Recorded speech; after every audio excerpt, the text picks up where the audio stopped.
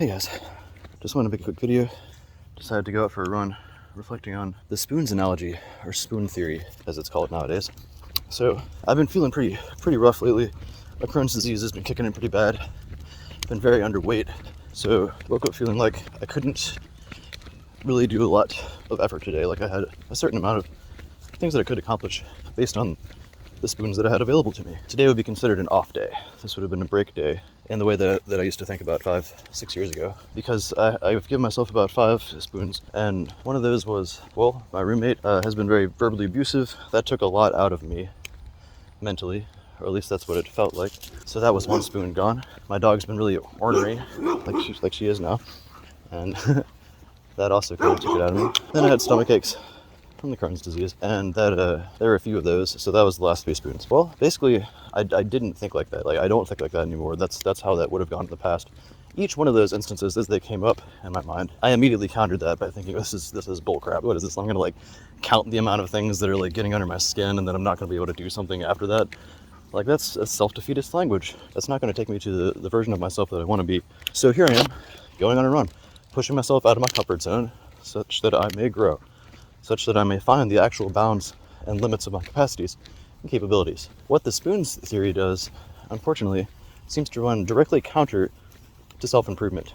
It runs counter to the process of pushing yourself to your limits and seeing what actually you can accomplish. It runs counter to the idea of getting your second wind and your third wind, your fourth wind. Like, quite literally, you're not gonna push yourself past a second wind if you feel as if your spoons are all given up. This is exactly the same problem that we have with the social battery metaphor. So I'm at a party, and, well, I feel my cognitive capacity is starting to slip. My APD, or my auditory processing disordered state, or disordered symptoms that I experience, are really starting to kick in. My ability to communicate what I want to say sounds really good in my head, but when it comes out of my mouth, it sounds like blah, blah, blah, blah. So instead of just giving up, instead of saying, well, I guess my battery's all out, time to go home, I can instead step aside, take a breather, go out and chill in my car for a while or something. 5 minutes, 10 minutes, maybe talk it out with a close friend, and then I can go back to the party. Like, this is how this works. And unfortunately, we seem to be encouraging quite the opposite. In United States culture, to emphasize, we encourage the self-defeatist language. And it's not like anybody's doing this intentionally. Like, this is not like somebody's sitting down at the APA, American Psychology Association, and like writing out these terms, social battery. Like, you're not going to find that in the DSM-5. You're not going to find the term spoon theory, although that is being discussed in clinical psychology now. What I fear is that with what once began as the American pursuit of happiness, we're seeing transformed to the American pursuit of escapism.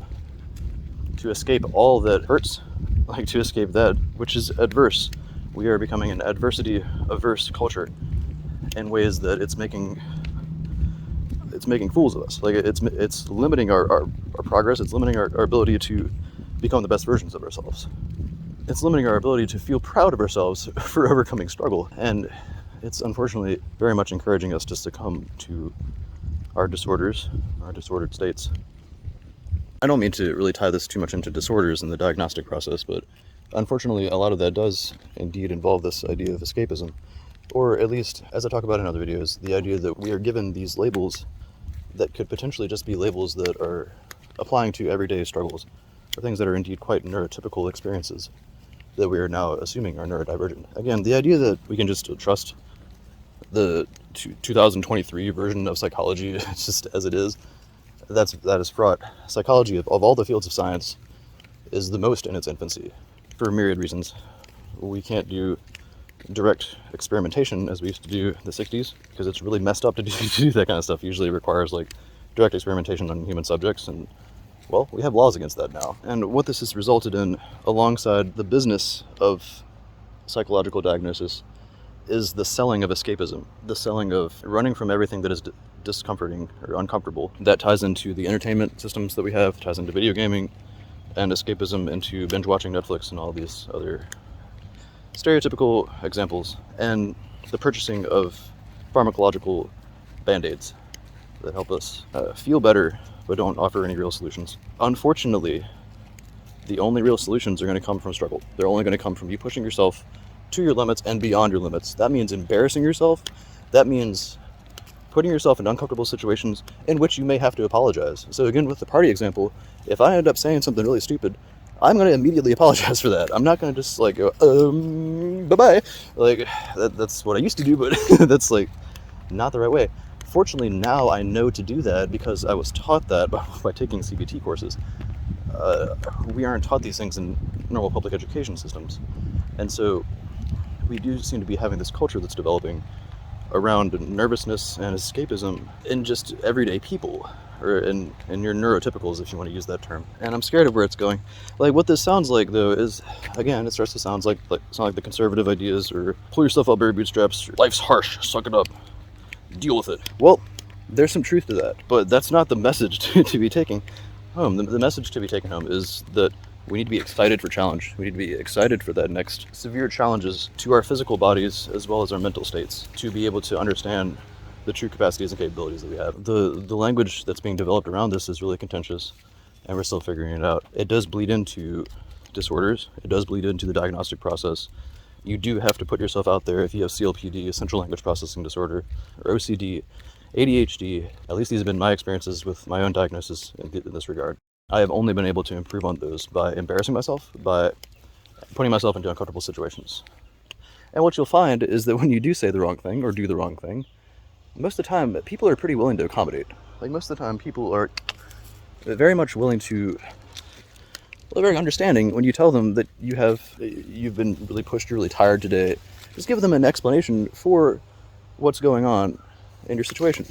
That may feel embarrassing at first, indeed, but usually that's met with understanding. If it's not met with understanding, if it's met with bullying or laughter, those aren't the kind of people you want to be hanging around. That's not the party to be going to. So surrounding yourself with a reciprocating, healthy group of friends is also very important to this process. Self-exploration. So another term that's extremely relevant here is called stress acclimation. Huberman and others are talking about this as the stress is beneficial mindset. Indeed it is. The trick is the correct amount of stress. So neurochemically, we do need to be a little bit leaning into life as it's described. We want to be indeed excited for challenges. We want to be taking things on with some form of confidence. That confidence can be the kind of fake it till you make it confidence, which is how pretty much everyone starts.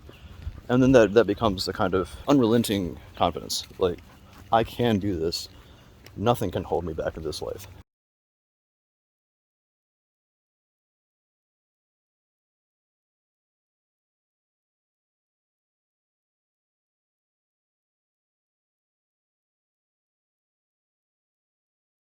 The positive internal monologue or dialogue, as opposed to the negative self-talk, negative dialogue, the defeatist language.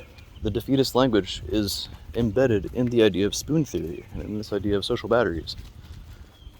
Yes, we do have limits, but the only person that is dictating that limit is you. And unfortunately, the way that's being measured is based on emotion and feeling. And what do we learn about in basic psychology? Our emotions and feelings can often be very deceiving.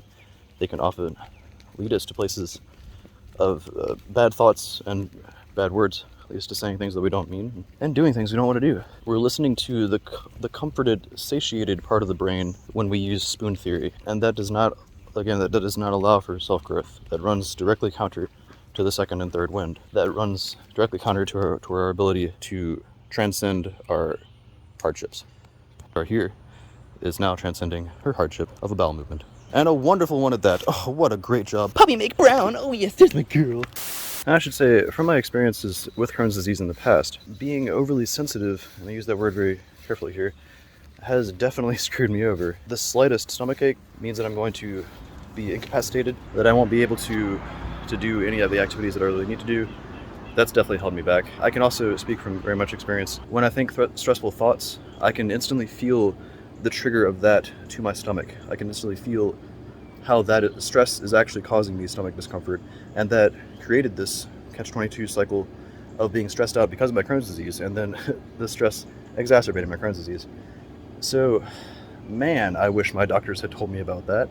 I sure wish my PhD gastroenterologists would have been able to communicate this idea of becoming stress acclimated, pushing myself to my limits, exercising regularly, really cracking down on diet, and trying to indeed avoid medication or avoid the kind of attitude where I must turn to medication to resolve these issues and not work on myself, not meditate, and not try to deeply introspect on that stress cycle system that I'm describing here.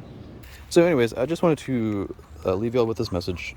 Please let me know what you think. If I've said anything offensive here or have crossed any boundaries, please let me know. I'm still working on myself and working on communication and figuring out how to best communicate these ideas without stepping on any toes. I speak from the heart. I speak from experience. I have been diagnosed with ADHD, central language processing disorder, and obsessive compulsive disorder, and autism. And all of these have been massively remedied by telling myself that this hardship is good for me. These tropes have been around forever. I mean, we have 1,000 different quotes around the idea that, struggle yields the best version of yourself, or whatever. What doesn't kill you makes you stronger. Anyways, let me know what you think. See you in the next one, guys.